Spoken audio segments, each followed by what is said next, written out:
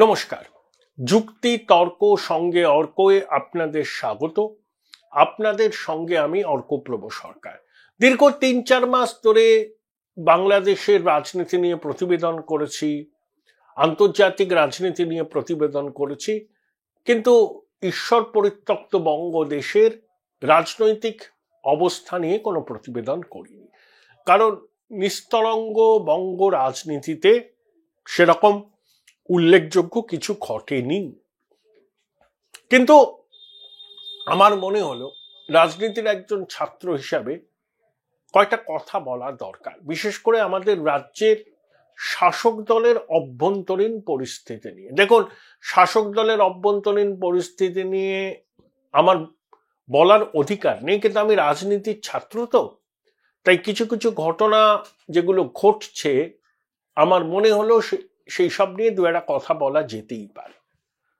যেমন তৃণমূল কংগ্রেসের মধ্যে স্পষ্টত দুটো ভাগ আড়াআড়ি হয়ে গেছে। অনেকে বলতে পারেন যে এগুলো গটআপ, এগুলো লোকের চোখে ধুলো দেওয়ার প্রচেষ্টা। আমি মনে করি তা নয়। এটা তৃণমূলের অভ্যন্তরে ক্ষমতার দ্বন্দ্ব প্রকাশ্যে চলে এসছে মমতা বন্দ্যোপাধ্যায় এবং তার এয়ার অ্যাপারেন্ট অভিষেক বন্দ্যোপাধ্যায়ের মধ্যে। দেখুন, মমতা বন্দ্যোপাধ্যায় তো স্বাস্থ্যমন্ত্রী। আরজি করের ওই মর্মান্তিক ঘটনার পর মমতা বন্দ্যোপাধ্যায়ের ভূমিকা বিরোধীরা প্রশ্ন করেছিলেন, সাধারণ মানুষ প্রশ্ন করেছিলেন, নাগরিক সমাজ পথে নেমেছিল। কিন্তু অভিষেক প্রথম থেকেই এই ডাক্তাররা যারা আন্দোলন করছেন, জুনিয়র ডাক্তাররা, তাদের পাশে এসে দাঁড়িয়েছিলেন। এমনকি সন্দীপ ঘোষের বিরুদ্ধে প্রকাশ্যে তিনি সরব হয়েছিলেন ছাত্র পরিষদের প্রতিষ্ঠা দিবসে। তখন তার পাশে বসেছিলেন তার পিসি মমতা বন্দ্যোপাধ্যায়। এবং কয়েকদিন আগে অভিষেক বন্দ্যোপাধ্যায় সেবাশ্রয় প্রকল্প চালু করেছেন তার নিজের সংসদীয় কেন্দ্রে। 7টা বিধানসভায় এখনো পর্যন্ত প্রায় বোধহয় 3 লক্ষ মানুষ সহায়তা পেয়েছেন। একটা 7 বছরের ছেলে যার হার্টের সমস্যা ছিল, এটি বেসরকারি হসপিটালে বিনামূল্যে তার হার্টের সার্জারি হচ্ছে। এগুলো ভালো। মানুষের পাশে যেই দাঁড়াক না কেন তাকে আমি অন্তত সমর্থন করব। দরিদ্র দুঃখী জীবন সংগ্রামে যুঝে চলা সাধারণ মানুষের পাশে যেই দাঁড়াক না কেন, তিনি কোন রাজনৈতিক দলের নেতা নেত্রী আমার দেখার দরকার নেই, আমি তাদের উদ্যোগকে সমর্থন করব। অভিষেকের এই সেবাশ্রয় প্রকল্প অবশ্যই ভালো, কিন্তু এখানে প্রশ্ন উঠছে যে এই প্রকল্প চালানোর অর্থ কি করে পেলেন তিনি? তৃণমূলের অন্য সাংসদরা ইচ্ছা থাকলেও কি তাদের নিজেদের কেন্দ্রে এই ধরনের প্রকল্প করতে পারবেন? যদি অভিষেকের অনুগামীরা বলছেন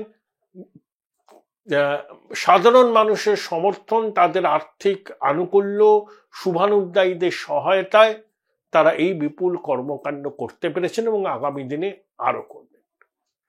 এবং এটাকে অনেক পর্যবেক্ষক বলছেন যে মমতা বন্দ্যোপাধ্যায় স্বাস্থ্যমন্ত্রীকে কার্যত চ্যালেঞ্জ ছুড়েছেন অভিষেক, দেখিয়ে দিতে চাইছেন যে কথা এবং কাজের মধ্যে সামঞ্জস্য রাখা খুব জরুরি। অর্থাৎ ঘুরিয়ে এটাই যে রাজ্যের স্বাস্থ্যমন্ত্রীর যা দাবি করেন আর যা বাস্তব তার মধ্যে নাকি আসমান জমিন ফারাক, এটাই নাকি অভিষেক ইঙ্গিত করতে চাইছেন। ডক্টর শান্তনু সেন তৃণমূলের রাজ্যসভার সাংসদ ছিলেন, পার্টি স্পোক্সপারসন ছিলেন, সাসপেন্ডেড হয়েছেন। তিনি কিন্তু অভিষেকের কার্যত ছায়াসঙ্গী, তিনি নিজে চিকিৎসক, তিনি এই সেবাশ্রয় প্রকল্পের একজন অন্যতম সংগঠক। তাকে সাসপেন্ড করা হয়েছে। তিনি মমতা বন্দ্যোপাধ্যায়ের ঘনিষ্ঠ মানুষের কাছে গিয়ে অনুযোগ করছেন, অভিমান করছেন যে কি এমন তিনি করেছেন যে তাকে সাসপেন্ড হতে হলো। তো মমতা বন্দ্যোপাধ্যায়ের ঘনিষ্ঠরা বলছেন, আরে ও দিদি অভিমান হয়েছে, তুমি একটা চিঠি লেখো, দেখবে সব ঠিক হয়ে যাবে। দেখা যাক সেটা কি হয়। শান্তনুবাবু আরজিকর কাণ্ড নিয়ে এই সন্দীপ ঘোষ এবং তার দলবলের বিরুদ্ধে সরব ছিলেন। তার মেয়েকেও হেনস্থার শিকার হতে হয়েছিল বলেছেন। প্রথমে তাকে মুখপাত্রের পদ থেকে সরিয়ে দেওয়া হলো, তারপর তাকে সাসপেন্ড করা হলো। আবার আরাবুল এবং শান্তনু সেন দুজনকেই সাসপেন্ড করা হয়েছে। আরাবুল হচ্ছে অভিষেক ঘনিষ্ঠ শওকতের একেবারে বিরোধী, আর শান্তনু সেন হচ্ছেন অভিষেকের ঘনিষ্ঠ। তাই অনেকে বলছেন যে মমতা বন্দ্যোপাধ্যায় খুব সুন্দর ব্যালেন্স করলেন, অভিষেক ঘনিষ্ঠ শওকতের বিরোধী আরাবুলকে সাসপেন্ড করে শওকত এবং অভিষেককে খুশি করলেন, আবার অভিষেক ঘনিষ্ঠ শান্তনুকে সাসপেন্ড করে শান্তনু বিরোধী লবিকেও সন্তুষ্ট করলেন। এটা হচ্ছে টাইট রোপ ওয়াকিং। তৃণমূলের বলিয়ে কইয়ে মুখপাত্র কুণাল ঘোষের সঙ্গে নাকি অভিষেকের সম্পর্ক একটা প্রশ্ন চিহ্নের মুখে। কারণ ওই আর্চিকর আন্দোলনের সময় অনেক শিল্পী কলা কুশলী পথে নেমেছিলেন, প্রতিবাদ করেছিলেন, তারা অনেকে মুখ্যমন্ত্রী বা শাসক দলকে আক্রমণ করেছিলেন, যেটা কুণাল বাবুর মতে অসংসদীয় অশালীন ভাষা প্রয়োগ করা হয়েছিল। তাই এই সমস্ত শিল্পী সাহিত্যিক তৃণমূল পরিচালিত কোনো জলসায় যেন অংশগ্রহণের সুযোগ না পায়, সেটা নিয়ে কুণাল ঘোষ তার বক্তব্য জানিয়েছিলেন। অভিষেকের বক্তব্য সম্পূর্ণ আলাদা। তিনি বলছেন যে মমতা বন্দ্যোপাধ্যায় কি কখনো এই ধরনের অবস্থান নিয়েছেন, প্রকাশ্যে কিছু বলেছেন? তিনি এমনও বলেছেন নাম না করে, যারা মমতা বন্দ্যোপাধ্যায়কে রীতিমতো গালাগাল করেছেন তারাই আবার মমতা বন্দ্যোপাধ্যায়ের দয়ায় দলে ফিরে এসছেন। ইঙ্গিতটা নাম না করে কার থেকে আপনারা বুঝতেই পারছেন।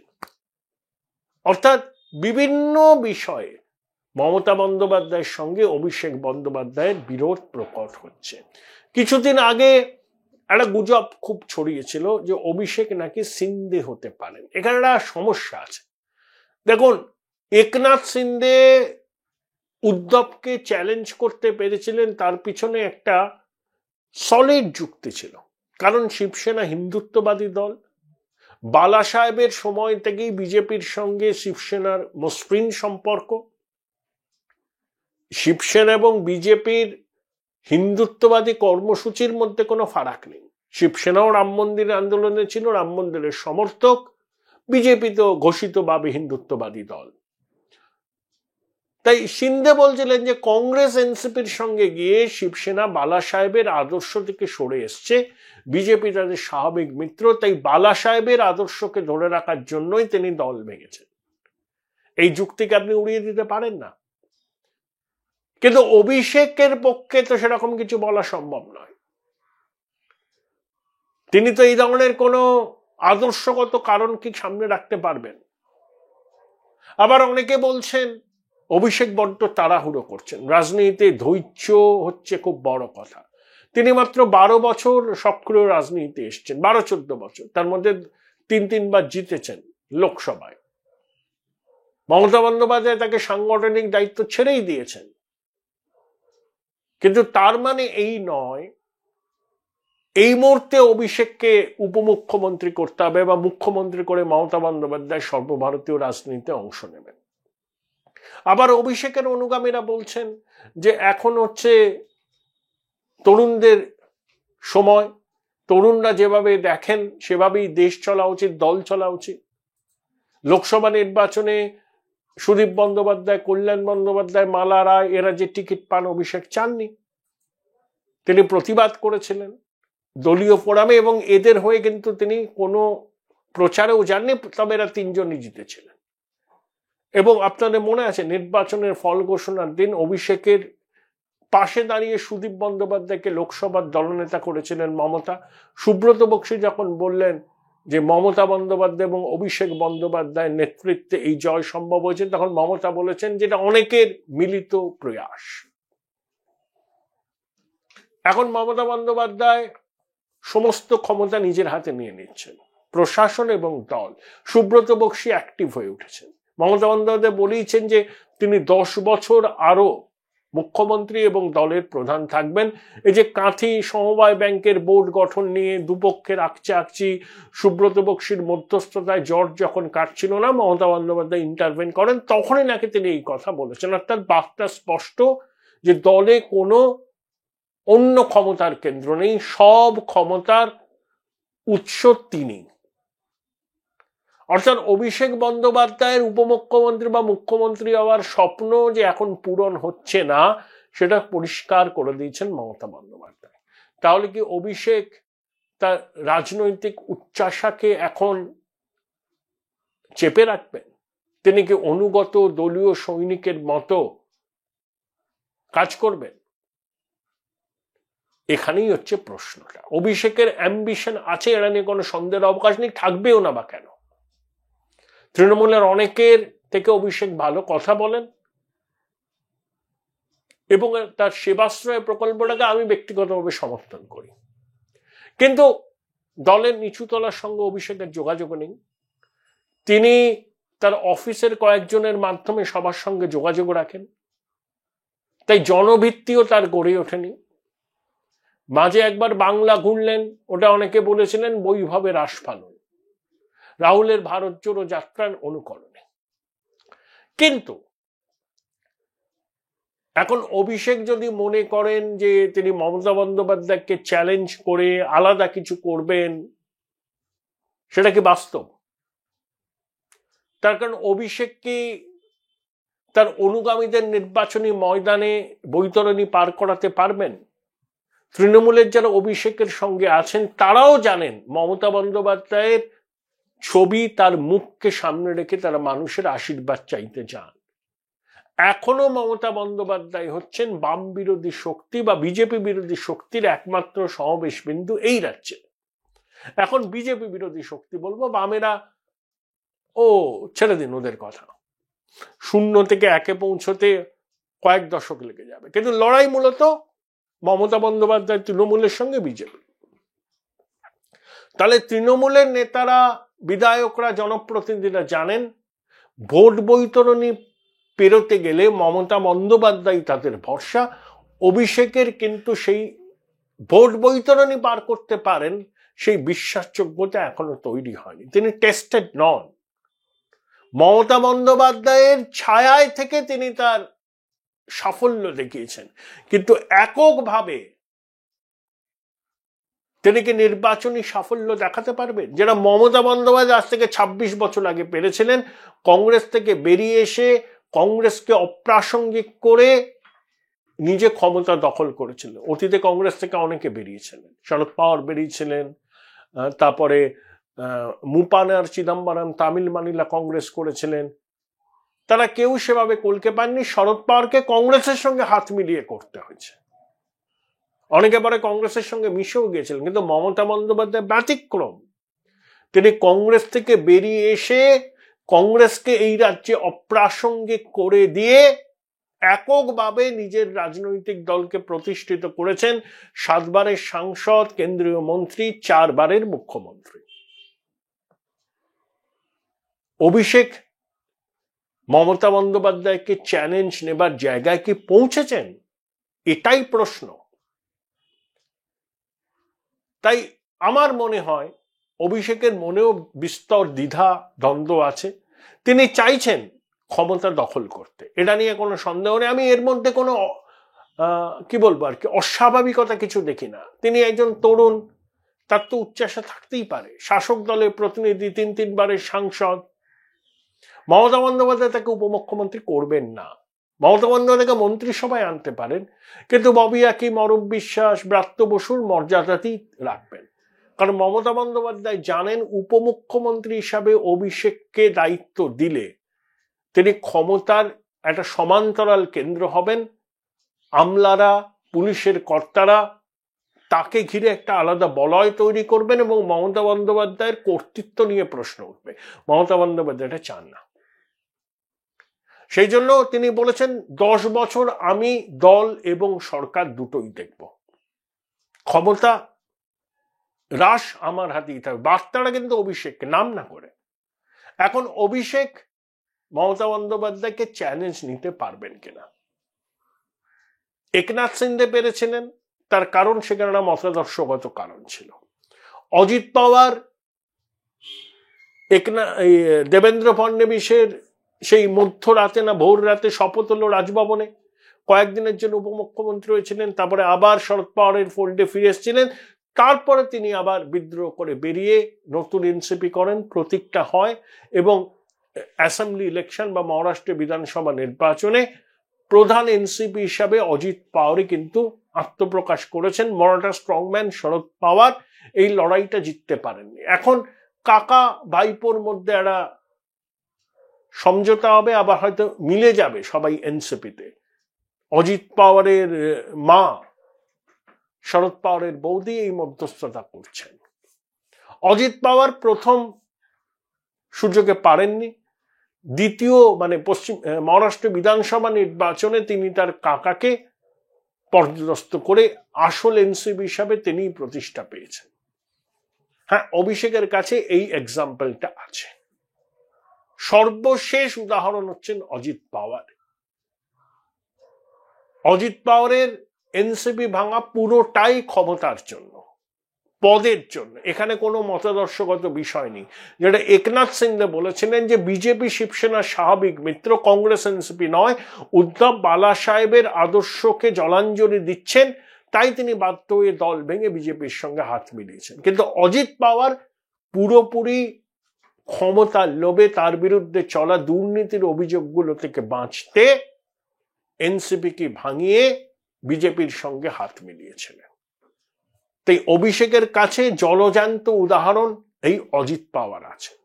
যদিও অজিত পাওয়ার পোরখাওয়া রাজনীতিক, 91 সাল থেকে বিধায়ক, অভিষেকের থেকে বয়সে অনেক বড়, কিন্তু অভিষেকে তো প্রায় 1.5 দশক রাজনীতি করছেন, 3 বারের সাংসদ, পার্টির রিসোর্স তার হাতে, পরামর্শদাতা সংস্থা আছে তার সঙ্গে। সিদ্ধান্ত তাকে নিতে হবে। তিনি কি তার পিসির ছত্রছায়াতেই আগামী 1.5 দশক রাজনীতি করবেন, নাকি নিজের একটা স্বতন্ত্র অস্তিত্ব পশ্চিমবঙ্গের রাজনীতিতে তৈরি করবেন? চ্যালেঞ্জটা তাকে নিতে হবে, হিম্মতটা তাকে রাখাতে হবে। পুরো বিষয় নিয়ে কথা বলেছিলাম রাজনৈতিক বিশ্লেষক অমিতাভ দত্তর সঙ্গে। অমিতাভ দা, অভিষেক আর মমতা বন্দ্যোপাধ্যায়ের মধ্যে একটা বিরোধ, সেই বিরোধটা আর লুকোছাপা নেই। তো আপনার কি মনে হয় যে শেষ পর্যন্ত অভিষেক সিন্ধে হবে, নাকি অজিত পাওয়ার হবে, নাকি মমতা বন্দ্যোপাধ্যায়ের নেতৃত্ব আগামী 10 বছরের জন্য মেনে নিয়ে ভালো ছেলের মতো তৃণমূলই করবে? আপনি দুজনের নাম নিলেন, ওই একনাথ সিন্ধে এবং অজিত পাওয়ার। এদের তো দল বদলে কতটা রাজনৈতিক কারণ আছে আর কতটা ইডি সিবিআই এর ব্যবস্থা আছে এগুলো জানা নেই আমার। একনাথ সিন্ধে যদিও বা রাজনৈতিক কারণ থাকে, অজিত পাওয়ারের রাজনৈতিক কারণের থেকে বোধহয় ইডি যেটা সবাই প্রচলিত আছে। সুতরাং অভিষেক ব্যানার্জির সাথে কি ব্যবস্থা হবে তার উপর নির্ভর করছে। এখন যদি ইডি সিবিআই হয় আমি রাজনৈতিক কথা বলতে পারবো, কিন্তু ইডি সিবিআই এর ব্যাপার তো আমি বলতে পারবো না। ওখানে কি হচ্ছে, ওরা কাকে কি করছে, কি কোয়েশনে কিভাবে হচ্ছে, এটা আমার আয়ত্তের ভিতর নেই। রাজনৈতিক ভাবে যদি বলেন তাহলে বলতে পারি। হ্যাঁ, রাজনৈতিক ভাবে বলুন। রাজনৈতিক ভাবে দেখুন, আমার যেটুকু অভিজ্ঞতা আছে মমতা ব্যানার্জির সাথে, উনি তো কংগ্রেসের প্রাক্তন কংগ্রেস নেত্রী আর কি। কংগ্রেসের কালচার আর তৃণমূল কংগ্রেসের কালচার একই। রাজনীতিটা মোটামুটি হয় পাওয়ার বেসড অথবা আইডিওলজি বেসড। এখন রাজনীতি, কংগ্রেস তো স্বাধীনতার পর থেকে আইডিওলজি বেসড রাজনৈতিক দল না, পাওয়ার বেসড পলিটিক্যাল পার্টি। এখন তারাই পাওয়ারটাকে রাখার জন্য ক্ষমতাসীন দলের ভিতরে ক্ষমতাসীন, দলের ভিতরে বিক্ষুব্ধ, দলের ভিতরে দূর থেকে ক্ষমতাসীন, ওয়েটিং ফর পাওয়ার, এমন অনেক গোষ্ঠী থাকে। দাদাদের যেরকম গোষ্ঠী থাকে তেমনি এক একজন দাদার ক্ষমতার সাথে তাদের যেখানে যেরকম তাদের পরিকাঠামো থাকে তার উপরে তাদের নির্ভর করে। তাহলে এই পরিস্থিতিতে দাঁড়িয়ে সব গোষ্ঠীকে একসাথে বেঁধে রাখার মাধ্যমে এটা একটা কংগ্রেসি স্কিল। এই স্কিলটা মমতা বন্দ্যোপাধ্যায় একেবারে পরায়ত্ত ছিল। তাই জন্যে অভিষেক ব্যানার্জি যে মমতার ক্রিয়েটেড নয় এটা তো বলার কোনো কারণ নেই। আমি মনে করি দুজনে একই। আর দ্বিতীয়ত অভিষেক ব্যানার্জি এমন কিছু করতে পারেননি যাতে মমতার আলোকে আলোকিত না হয়ে উনি ইন্ডিপেন্ডেন্ট কিছু করতে পারেন। উনি তো ন্যাচারাল উত্তরাধিকার না, নয় তাকে উত্তরাধিকারীর জন্য লড়াই করতে হবে। সিন্ডেকে তো লড়াই করে উত্তরাধিকারী ছিনিয়ে নিয়ে আসতে হয়েছে। পালা সাহেব ঠাকরে তার ছেলে আদিত্য ঠাকরে, পরিবারের বাইরে তাকে নিয়ে আসতে হয়েছে শিবসেনার নেতৃত্ব। অজিত পাওয়ারের ক্ষেত্রে ভিন্ন, কিন্তু অজিত পাওয়ারের সাথেও সুপ্রিয়া সুলের লড়াই ছিল। কিন্তু এখানে অভিষেক ব্যানার্জি তো মমতার উত্তরসূরি হিসাবে একম বা তৃতীয়। ওদের চিন্তা কি আছে? ও তো আমি মনে করি না কোনো ক্ল্যাশ আছে, এটা কনফিউশন। পলিটিক্সে কনফিউশন এন্ড কন্ট্রোভার্সি ছাড়া রাজনৈতিক নেতারা কি করে হাইলাইট পাবে? এবং যখন এই কন্ট্রোভার্সি গুলো তৈরি হচ্ছে দেখবেন তৃণমূল কংগ্রেস খুব বড় গাড্ডায় পড়ার সময় এগুলো তৈরি হয়ে যাচ্ছে। এই নতুন বছরে নতুন তৃণমূল, নব তৃণমূল বা ইত্যাদি অনেক কথা বললো, সব কমিটি চেঞ্জ হয়ে যাবে, অমুক হবে তমুক হবে। তারপরে আবার দিদির নেতৃত্বে বা পিসির নেতৃত্বে কাজ করছে। এগুলো খুব প্রেস স্পেকুলেশন হতে পারে, পাবলিক স্পেকুলেশন হতে পারে, কিন্তু পলিটিক্যাল লাইনে এটা ইডি সিবিআই ছাড়া রাজনৈতিক ভাবে কোনো বিচ্ছেদ হওয়ার কোনো সুযোগ আমি দেখছি না। Thank you. Join Indian Institute of Hotel Management now. Right choice, right decision.